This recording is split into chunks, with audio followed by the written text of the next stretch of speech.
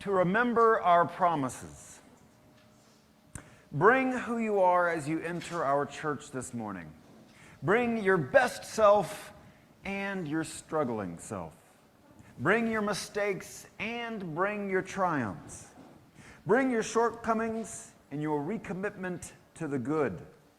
Bring yourself here and open your heart to beauty and to truth, to the door that is open to the presence of God. Here in this church, we are trying to walk together on the peaceable way, trying to hammer out division and hatred and all that separates one from another. We try and we will fall short, but we are held in love, and so we try again and again. We come together this morning as a congregation, as a community, to bow our heads in prayer, to lift our voices in song, and to remember our promises and vow to live by them once again. These words to begin shaping our space by the Reverend Sarah Stewart. I noticed that the buzz, the hum, took a second to die off this morning, as if you just wanted to talk to one another. And so let's begin by doing just that. I'll invite you to turn around to your neighbors and do something that we don't often do, which is just to say hello to those folks around you. Hello. To the pleasure... Hello. Hello. Ready to roll. Yeah. Thank you for those slides. I love videos. I checked out. Morning, Chris. Morning. Now they'll never stop talking, though. Good morning. I keep thinking I need to put my wireless on so I can walk over and shake hands.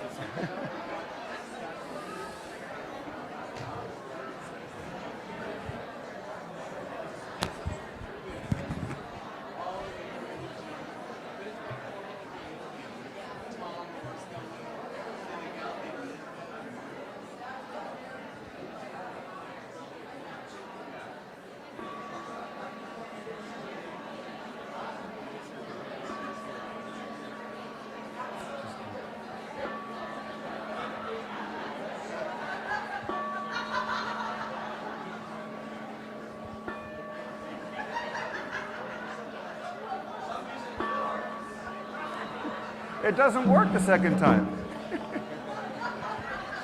All right.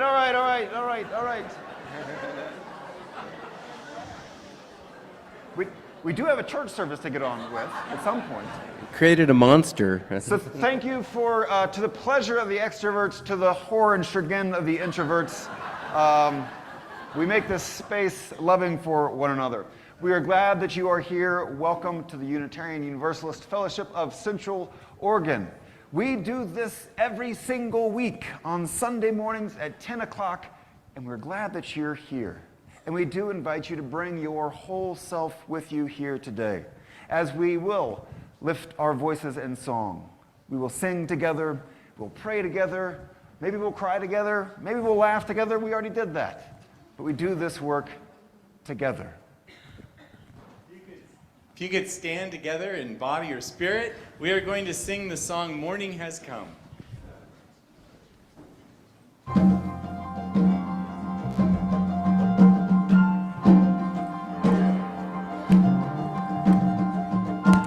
Morning has come, arise and greet the day. Dance with joy and sing a song of gladness. The light of hope it shines upon each face. May it bring faith to guide our journey home.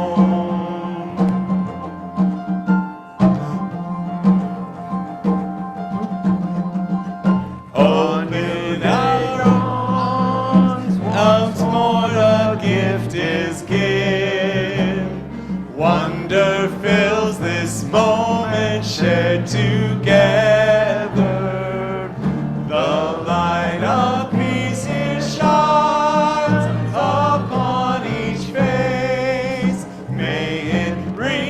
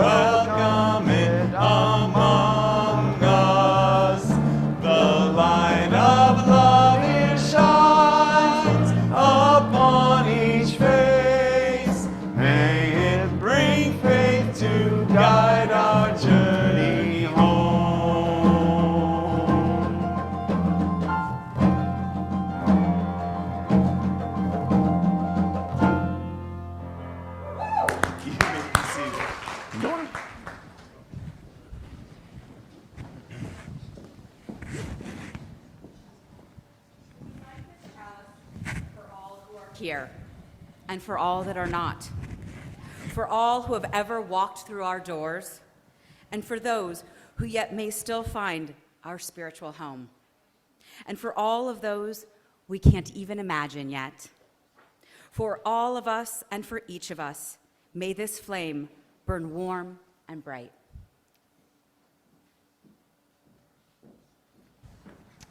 We rise in body or spirit as we sing our chalice response, Spirit of Life. Joe, would you do the signing for us?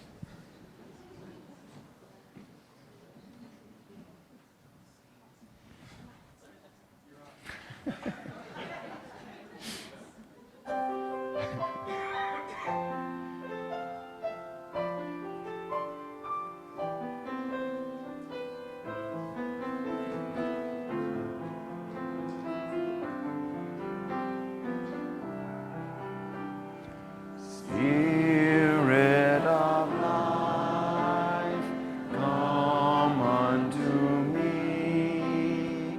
Sing in my heart all the stirrings of compassion.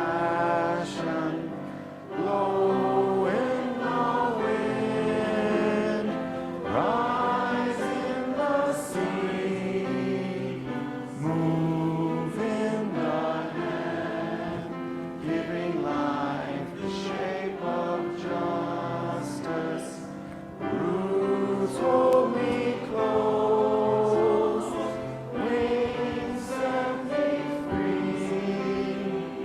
Spirit of life, come to me, come to me.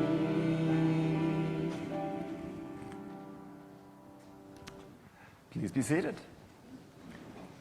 And at this time, I would like to invite our young folks up for our Time for All Ages. Amy Brock is back in our religious exploration space, teaching our OWL class to some of our younger ones, Our Whole Lives Sexuality Education. So that is happening right now.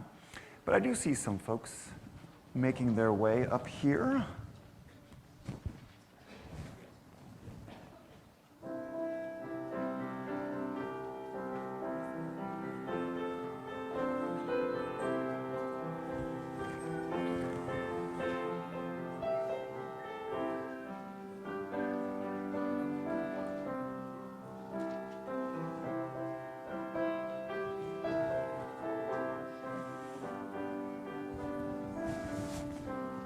All right. You know what I'm going to do? We're going to do something a little different today. I'm going to invite you all to sit up here so you can see the congregation. Great. All right. You know, I noticed something when I pulled in to the fellowship this morning. I saw on our sign, it said, diverse beliefs, one fellowship. And that's what we are. One fellowship, and all kinds of different beliefs among us. So if you all will play along with me to the level that you're comfortable with, we're just going to see some different beliefs in the congregation. So if you would consider yourself a theist, would you please raise your hand? Possibly, maybe. There's some kind of, right? Okay. If you consider yourself an atheist, raise your hand. Okay. So an atheist is someone who their ideas around God are very different from a theist. Like a theist would believe that God exists somewhere out there in the universe and takes care of us, and that's what a theist would believe. An atheist doesn't have that concept of God in the same way. So how about any practicing Buddhists out there? Okay, I see some hands. Anybody still maybe raised a Christian and reclaim those Christian roots, and that's the structure of your theology?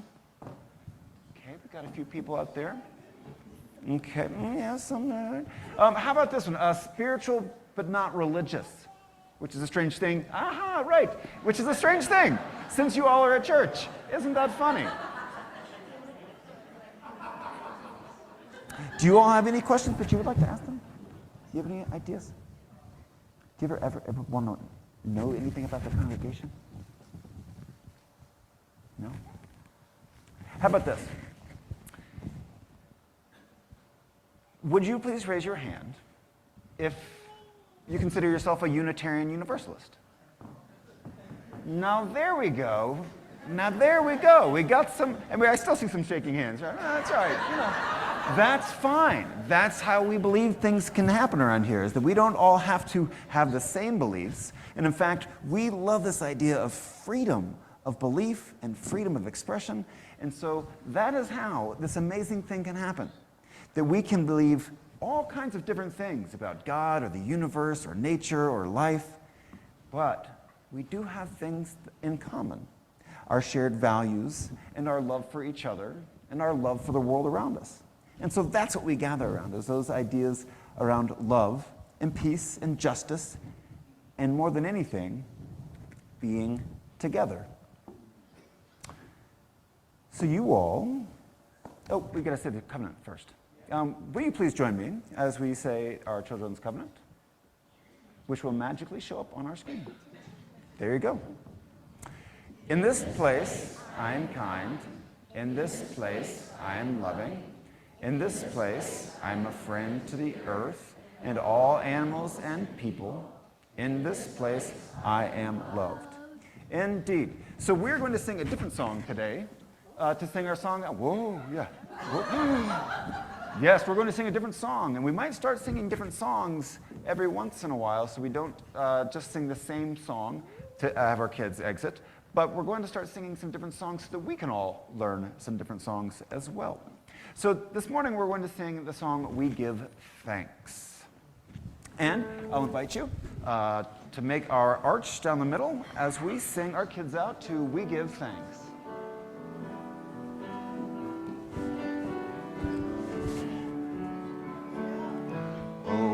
Give thanks for this precious day, for all gathered here and those far away, for this time we share with love and care. Oh, we give thanks for this precious day. Let's do it one more time. Oh, we give thanks for this precious day, for all gathered here and those far away, for this time we share with love and care.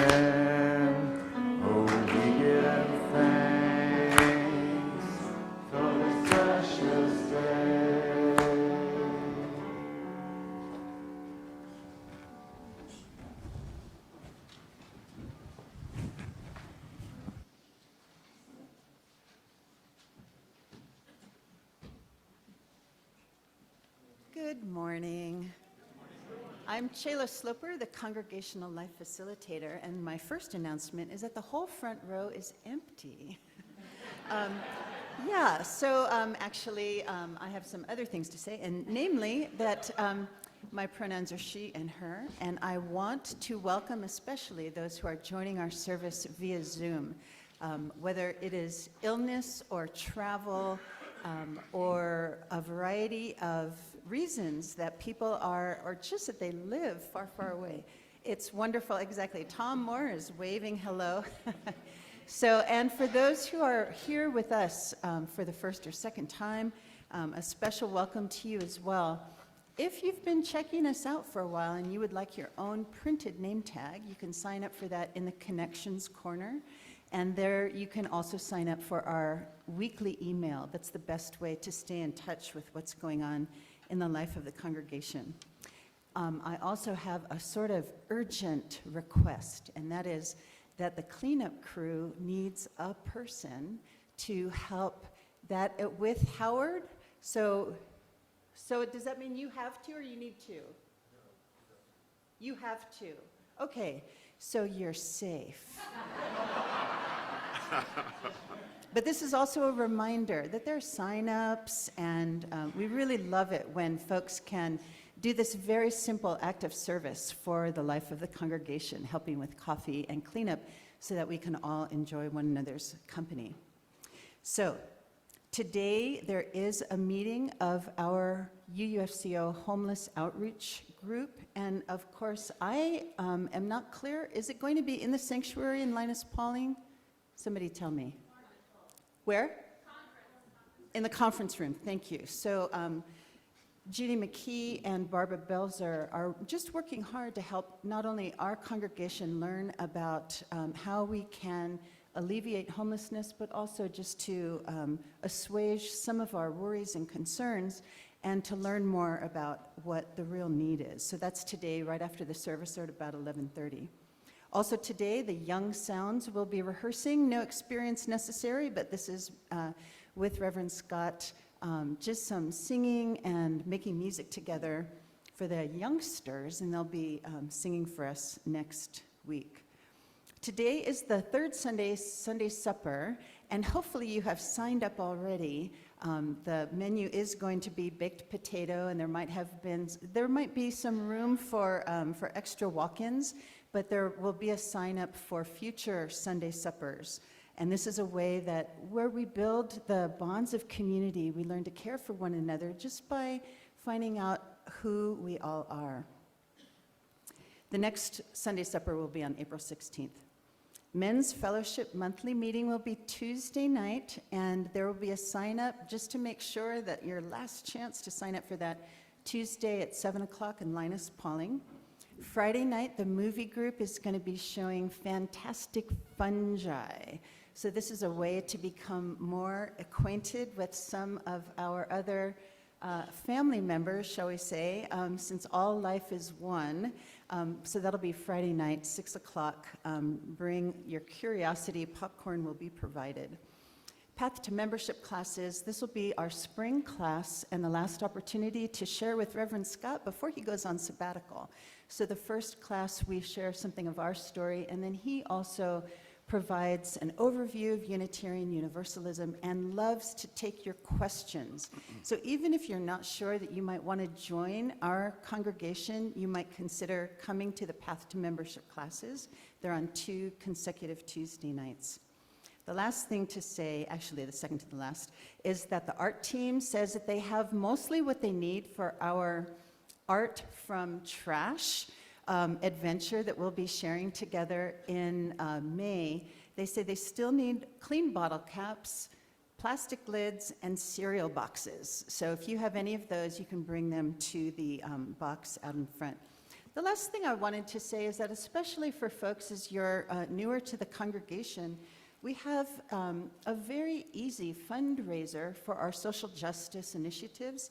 We have these bags that are available at the kiosk, and if you're familiar with the bottles and cans that are recyclable, fill the bag with that only, nothing else, please.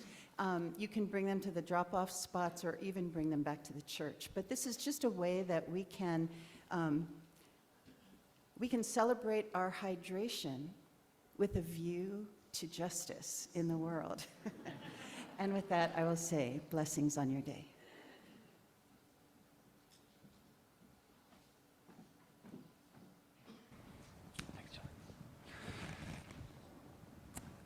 So February was our annual pledge drive month.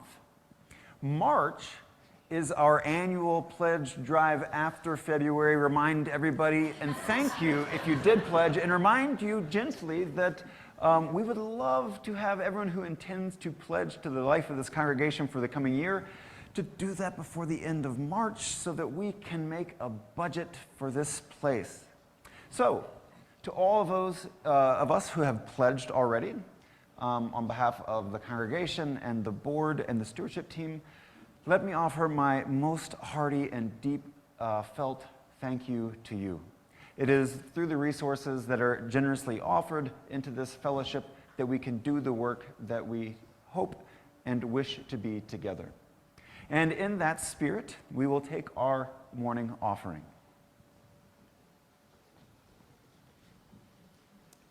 Okay, since Scott's talking about vulnerability and different beliefs, this song is called Believe.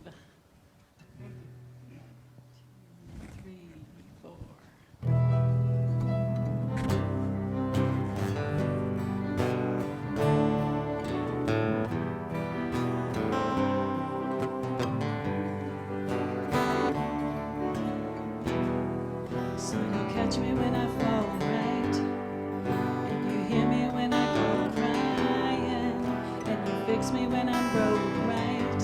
And that's all I need to know. So the storm is gonna break, right? And the sun is gonna start shining, and everything is gonna go right. And that's all I need to know. What if you know something I don't? What if you will something I won't? If you don't give me what I want, but you give me what I need, is that enough to believe, believe, believe, believe in your love? Will I still believe, believe, believe, believe in your love? 'Cause nothing's ever going wrong, right? And every day I'm gonna be smiling, turn my water into good wine, and let the good times roll. But what if you know something I don't? What if you will something I won't?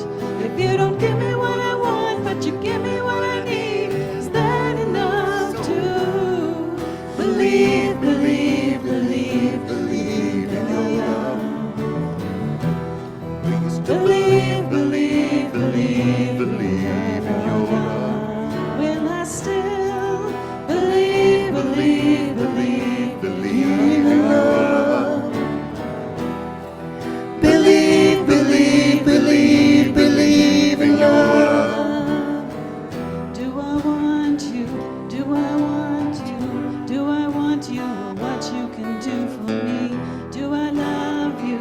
Do I love you? Do I love you? What you can do for me? Sometimes I don't know, but all I wanna do is believe, believe, believe, believe in love. Yes, I do.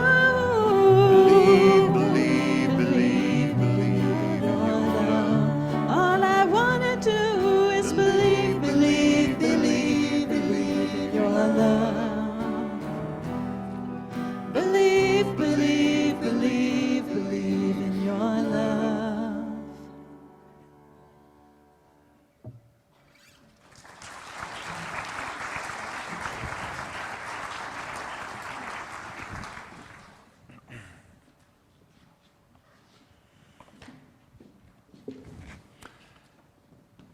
It is said that a joy shared is a joy multiplied, and a sorrow shared is a sorrow lessened. We join each week and we share our joys and our sorrows with one another. We have forms that you can fill out that are located on the kiosk on your way in that are read each week aloud. And if you'd like to light a candle for a joy or a sorrow that you're carrying in your heart today, we invite you to do that at any time during this sharing. So it is with a heavy heart that I share the news that Ellen Mercer has transitioned from this life and was surrounded by gentle and loving hands of her family, gentle and loving hearts that reached out and helped her in those last days. So our heart is heavy this morning. Ellen was one of the sweetest and best among us. Anyone who knew Ellen and got to share a laugh or a life with her knew joy in that relationship. Flora J. Patrick also shares a joy for the longer days to come. And several people shared sorrows of Ellen's passing.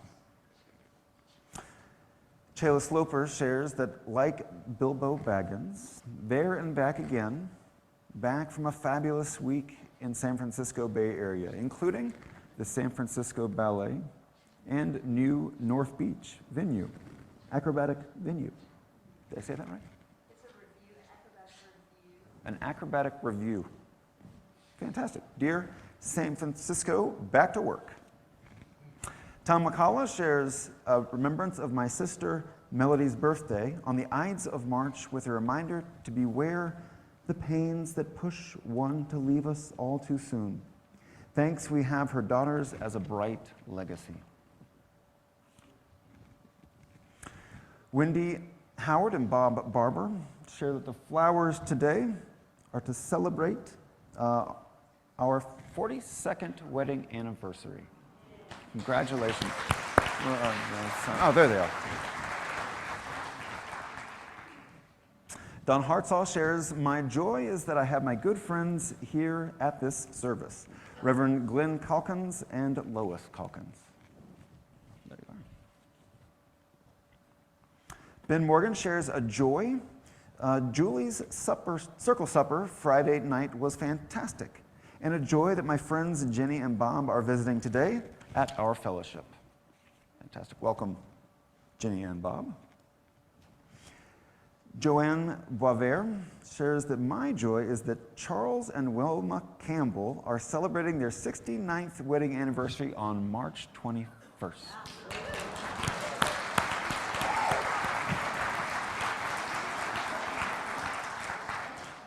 Bob and Wendy, they outdid you there by a little bit. Yeah.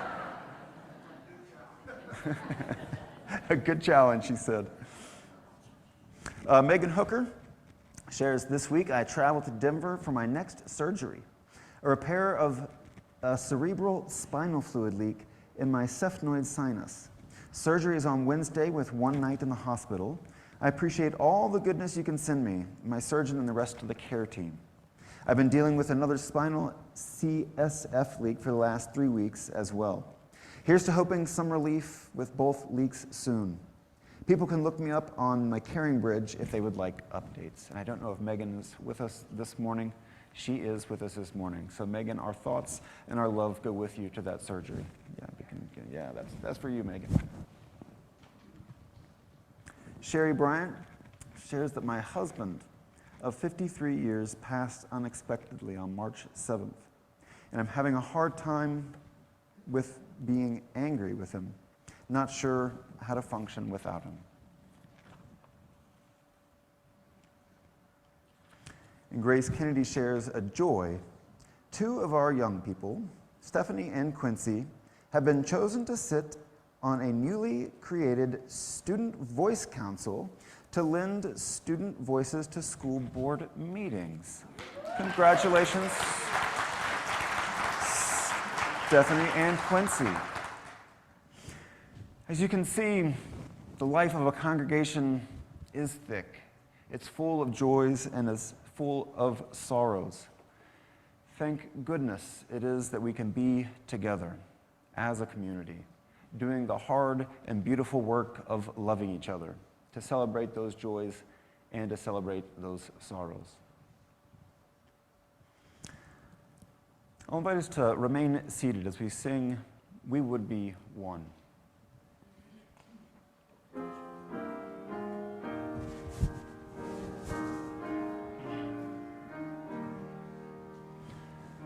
We would be one, and now we join to sing a hymn of love to pledge ourselves anew to that high cause of greater understanding of who we are and what in us is true.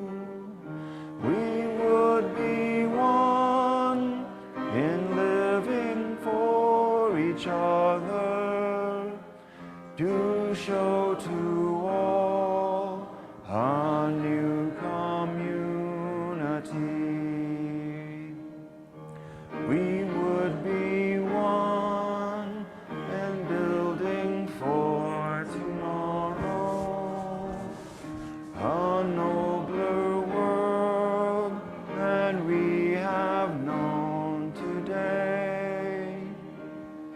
We would be one in searching for the meaning which binds our hearts and points us on our way.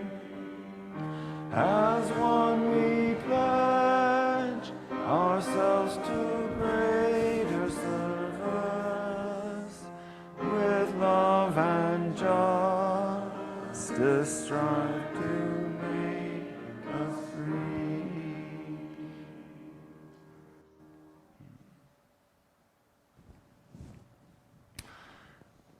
I held Ellen's hand this past week and sang her that song. She was such a fan of our music here in this fellowship. And so truly it is great to be able to sing together. I'll invite us into a responsive prayer followed by a time of silent meditation. Your response is, we let go of who we ought to be and embrace who we are. Will you say that with me? We let go of who we ought to be and embrace who we are. Because there have been times when shame has crushed our ability to be wholehearted. We let go of who we ought to be and embrace who we are. Because we have not always had the courage to be imperfect. We let go of who we ought to be and embrace who we are. Because we have struggled to have compassion for ourselves and for others. We let go of who we ought to be and embrace who we are. Because we have been afraid of our own vulnerability.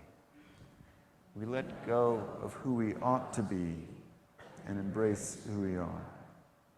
Because we are sometimes too scared to live authentically. We let go of who we ought to be and embrace who we are. Because we want to be wholehearted people, confident in our worthiness and our belonging. We let go of who we ought to be and embrace who we are.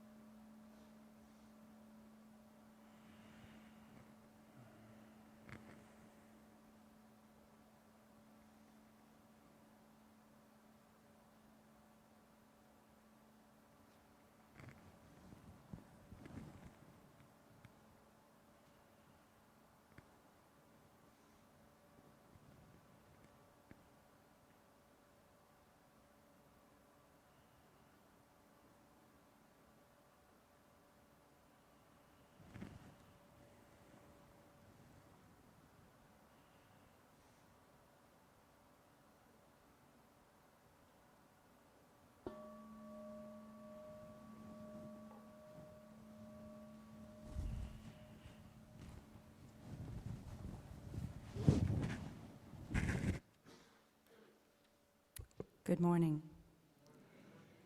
The following words were written by Tom Owen Toll from his essay, Doubting Believers in Free-Thinking Mystics with Open Hands. Unitarian Universalists may not be born skeptics, but sooner or later we develop a passion for the art of creative doubt. We are not comfortable in being intellectually stodgy and spiritually quiescent. We question because we are willing to grow, desiring a supportive clan in which to expand our horizons. We end up in the Unitarian Universalist fold. However, we soon realize that doubt by itself isn't enough. We choose to live with doubt, but not by doubt. We live beyond reason and despite doubt. We live by faith. Doubt alone leads to despair, in which we slide from healthy skepticism into debilitating cynicism that negates the spirit of life. Much of my life is grounded in faith. My wife and I share multiple evidences of our love as well as vexatious doubts.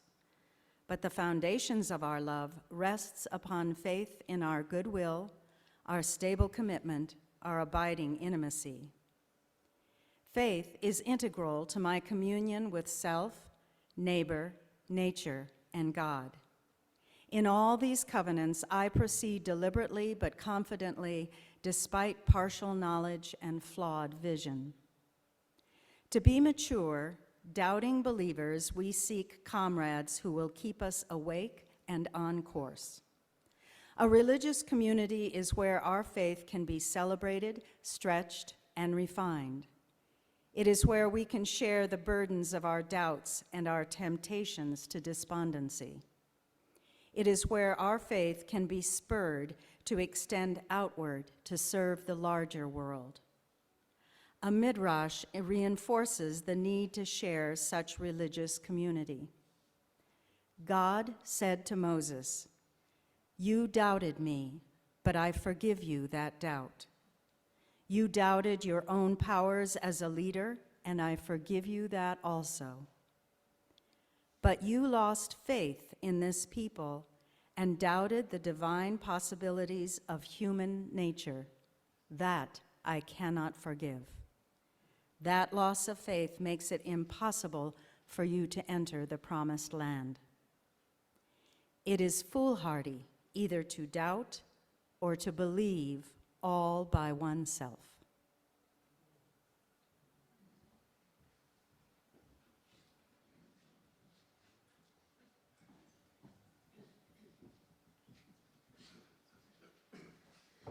So we're going to be singing a Bruce Springsteen song that he wrote for his and Patty's wedding in 1991, and y'all might not be familiar with it, but it reminds us with all of our friends and our loved ones to let them know you'll be waiting for them when they fall behind, and to ask them, be vulnerable enough to ask them to wait for you if you fall behind.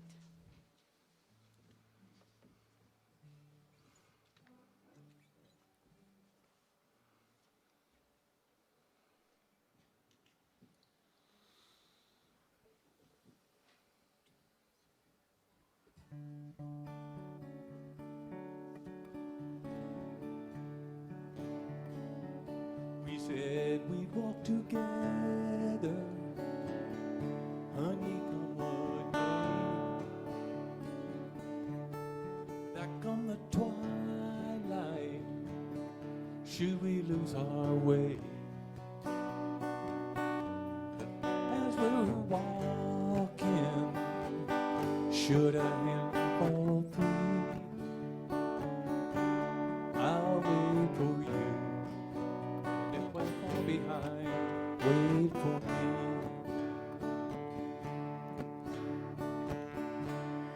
We swore we'd travel, darling, side by side. We'd help each other stay in stride. But each lover's steps fall so differently. But I'll wait for you, and if I fall behind, wait for me. Now everyone dreams of a love lasting and true, but you and I know what this world can do. So let's make our steps clear, that the other may see. And I'll wait for you, and if I should fall behind, wait for me.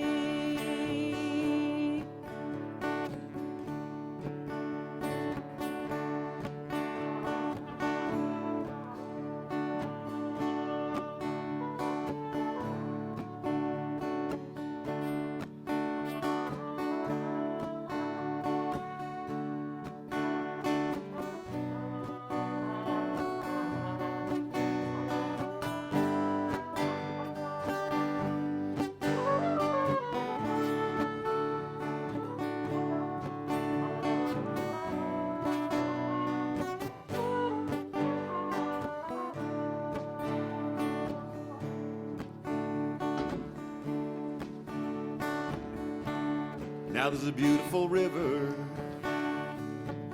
in the valley ahead. There 'neath the oak's bough, soon we'll be wed. should we lose each other in the shadow of the evening trees. I'll wait for you. If I should fall behind, wait for me. I'll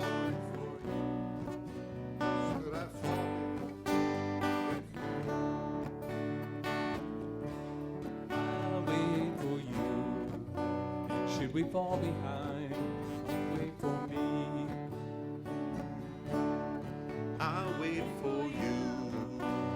Should I fall behind, wait for me. I'll wait for you. Should I fall behind, wait for me.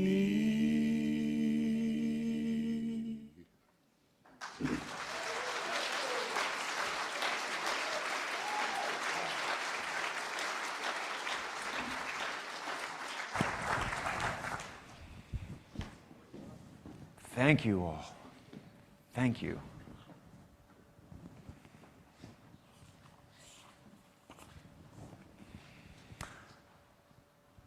I believe in God, the Father Almighty, creator of heaven and earth. I believe in Jesus Christ, his only Son, our Lord, who was conceived by the Holy Spirit, born of the Virgin Mary, suffered under Pontius Pilate, was crucified, dead, and buried.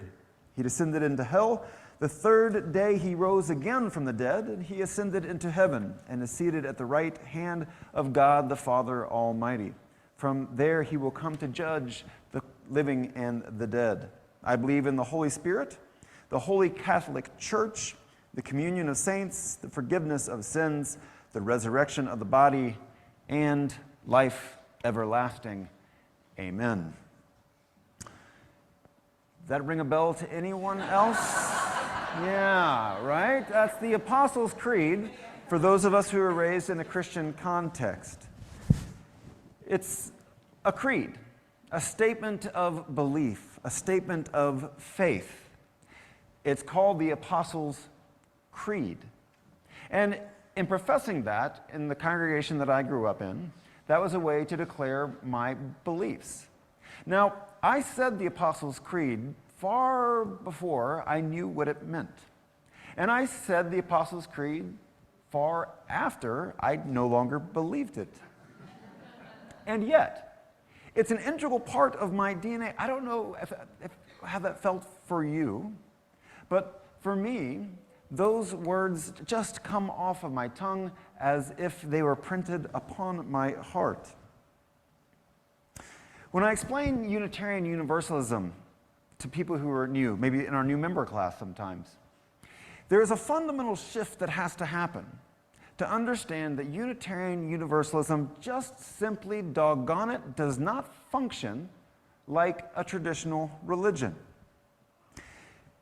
The function of our faith is to not disseminate the capital T truth to the people, which is why we say we are a covenantal church instead of a creedal church.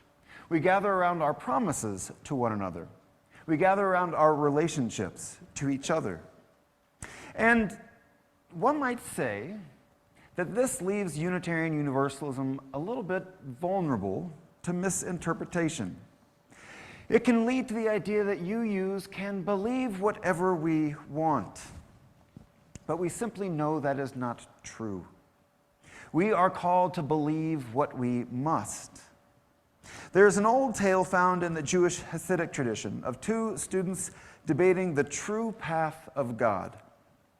One said that the path was built on effort and energy. You must give yourself totally and fully with all your effort to follow the way of the law, to pray, to pay attention, to study diligently, and to live rightly. The second disciple disagreed. No, that is all wrong. It is not effort at all. That is only based on ego. What is required is pure surrender.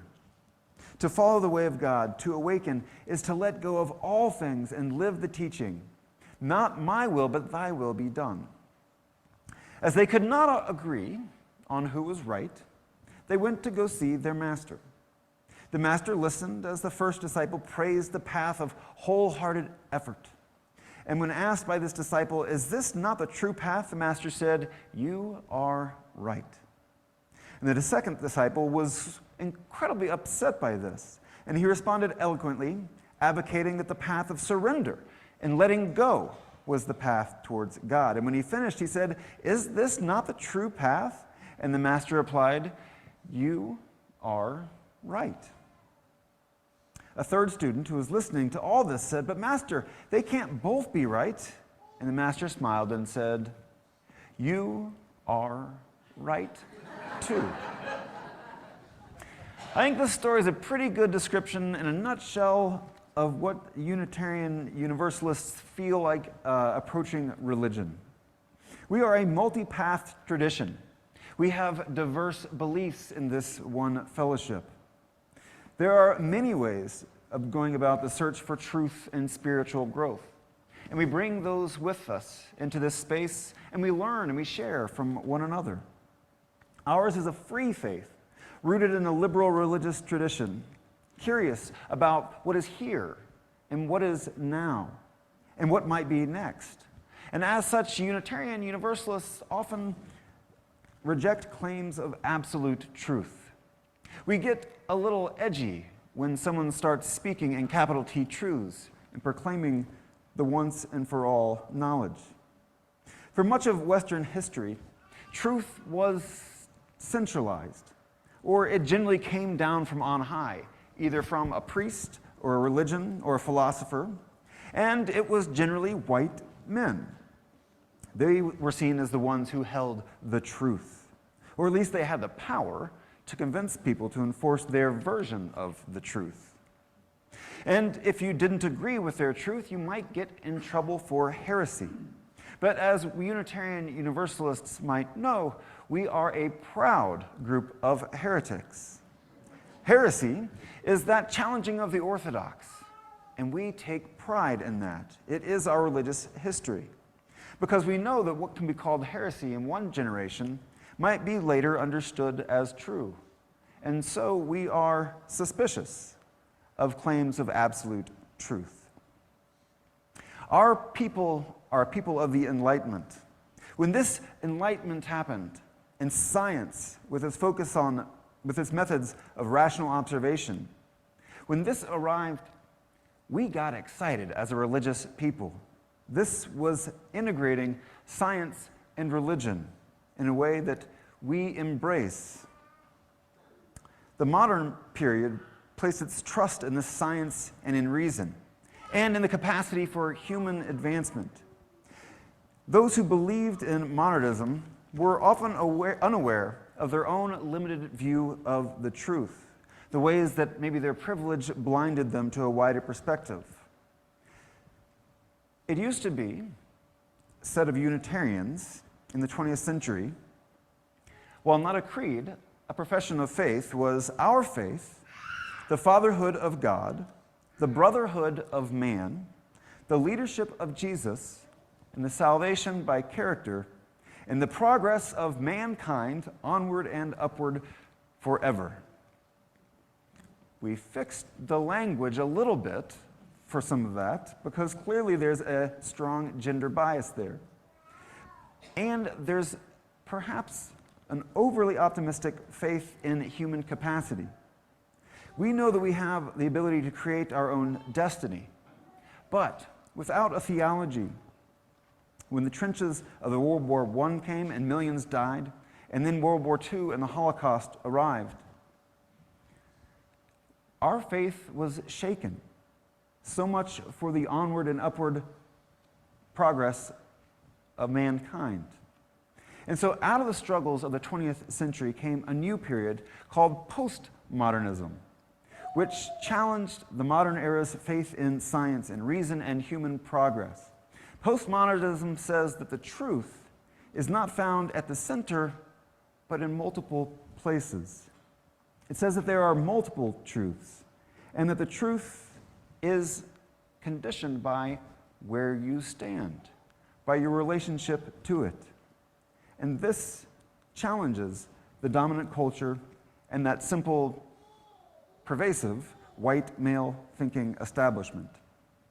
And so we find ourselves as a postmodern faith, a faith that does believe that there are multiple truths. And our faith isn't for everyone. It is for us. Something about this resonates, and it takes time to adjust. It took time for me to adjust to this new way of being religious. And people have different temperaments about what they require or need out of their faith. When I was growing up, I had a 3-year window where my brothers had both gone to college, and it was just me and my mother. And she was ever so kind and embracing of my questioning of my faith. When I started to look at that Apostles' Creed and wonder, is this a statement of mine? And so I questioned, and so I deconstructed, and I began to form a different kind of faith, because that's what I needed for my spiritual and religious journey. But my mom, less so.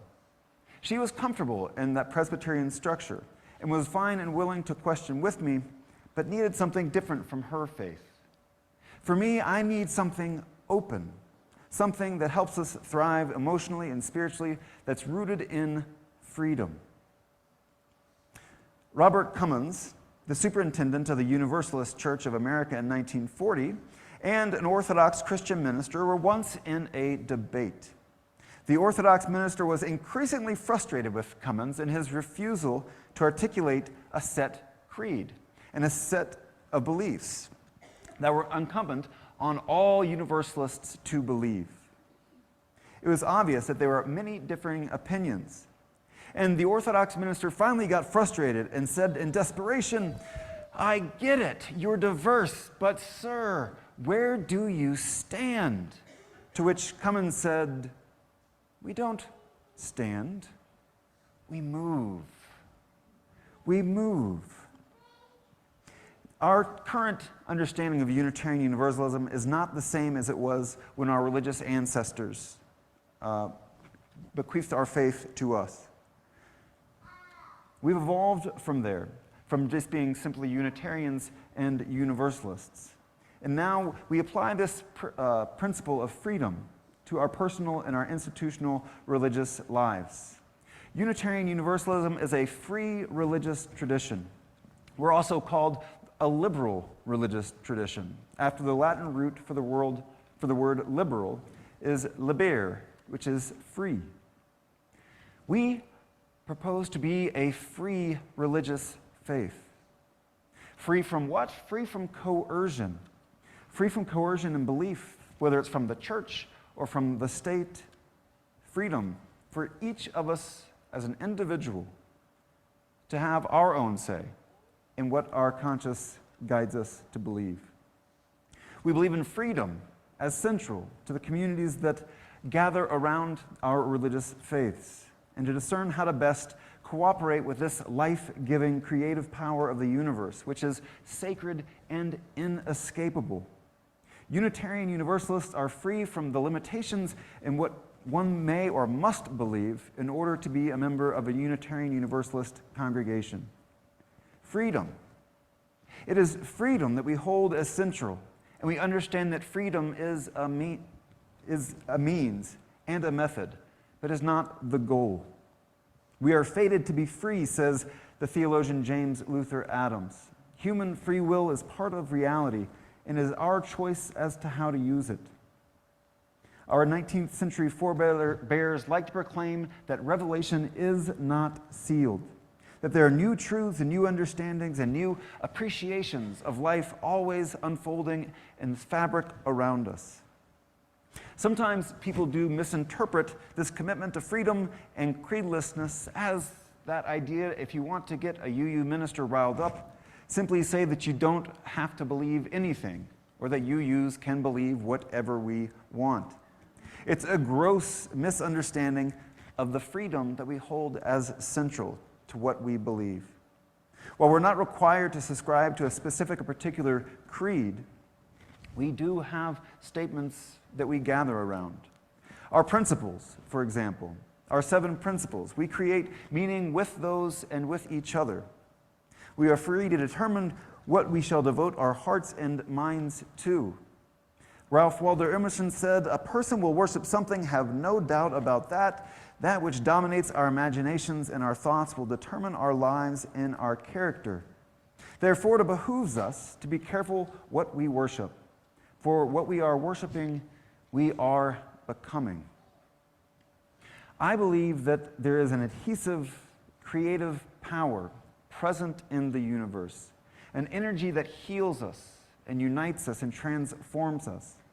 It could be called love, it could be called God. Our freedom is expressed in our ability to choose whether and how to cooperate with this creative power, so that we can hopefully build communities of peace and of justice and of healing and of wholeness, to which every person, no matter their belief system, can be engaged and invited. And so while our theological language has evolved over the many centuries, we find language now to experience our lives together. I preached a sermon earlier in this year about how we are talking about shifting the 7 principles. We do this because we believe Revelation is not sealed.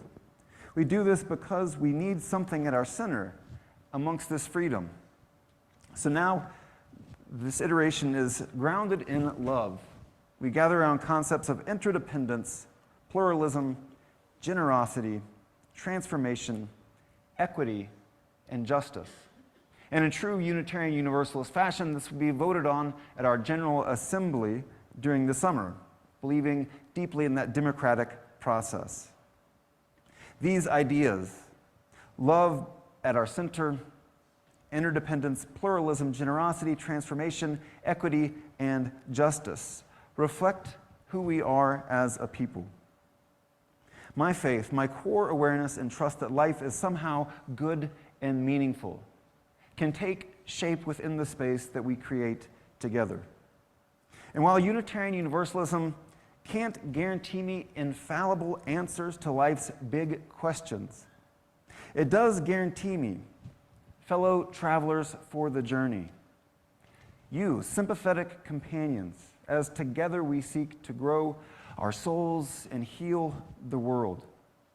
Unitarian Universalism is just one path amongst many, but it's a path that works for me. It's a path with integrity and spiritual and intellectual freedom, and it's my path. And like the house band sang this morning, we look out for one another on this journey. David White writes in his poem Self-Portrait, "It doesn't interest me if there is one God or many gods. I want to know if you feel that you belong or if you feel abandoned, if you know despair or can see it in others. I want to know if you are prepared to live in the world with its harsh need to change you. If you can look back with firm eyes saying, 'This is where I stand.' I want to know if you know how to melt into that fierce heat of living, falling toward the center of your longing.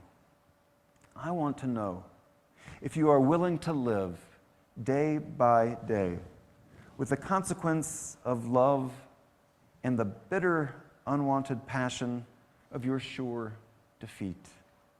I have heard in that fierce embrace, even the gods speak of God." May it be so.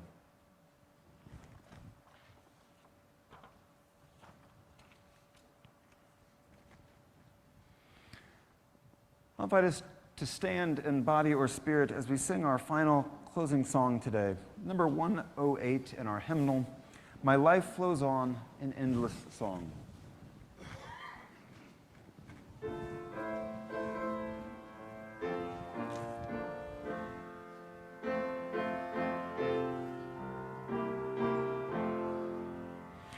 My life flows on in endless song, above earth's lamentation. I hear the rill, the far-off hymn that hails a new creation.